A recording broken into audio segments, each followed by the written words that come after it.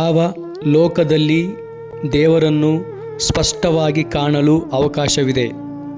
ವೇದಾಂತದ ಪ್ರಕಾರ ಪಿತೃಲೋಕದಲ್ಲಿ ದೇವರನ್ನು ಕನಸಿನಲ್ಲಿ ನೋಡುವಂತೆ ನೋಡಬಹುದು, ಅದು ಅಸ್ಪಷ್ಟ. ಅದಕ್ಕಿಂತ ಉನ್ನತವಾಗಿರುವ ಗಂಧರ್ವ ಲೋಕದಲ್ಲಿ ದೇವರು ಇನ್ನೂ ಸ್ವಲ್ಪ ಸ್ಪಷ್ಟ, ಅವನನ್ನು ನೀರಿನಲ್ಲಿ ನಿಮ್ಮ ನೆರಳನ್ನು ನೋಡುವಂತೆ ನೋಡಬಹುದು. ಅದಕ್ಕಿಂತ ಉನ್ನತವಾಗಿರುವಂತಹ ಲೋಕ ಬ್ರಹ್ಮಲೋಕ, ಇಲ್ಲಿ ದೇವರನ್ನು ನೆರಳು ಬೆಳಕುಗಳಂತೆ ನೋಡಬಹುದು. ಅದಕ್ಕಿಂತ ಉನ್ನತವಾಗಿರುವಂತಹ ಲೋಕ, ಇಲ್ಲಿ ದೇವರನ್ನು ಕನ್ನಡಿಯಲ್ಲಿ ನಿಮ್ಮನ್ನು ನೀವು ನೋಡಿಕೊಳ್ಳುವಂತೆ ನೋಡಬಹುದು. ಆ ಲೋಕವೇ ಮಾನವನಲ್ಲಿರುವ ಆತ್ಮ. ಈ ಆತ್ಮನಲ್ಲಿ ನೀವು ದೇವರನ್ನು ತುಂಬ ಸ್ಪಷ್ಟವಾಗಿ ನೋಡಬಹುದು. ಅತ್ಯಂತ ಉನ್ನತವಾಗಿರುವ ಶ್ರೇಷ್ಠವಾಗಿರುವ ಸ್ವರ್ಗ ಮಾನವನಲ್ಲಿರುವ ಆತ್ಮನಲ್ಲಿಯೇ ಇದೆ.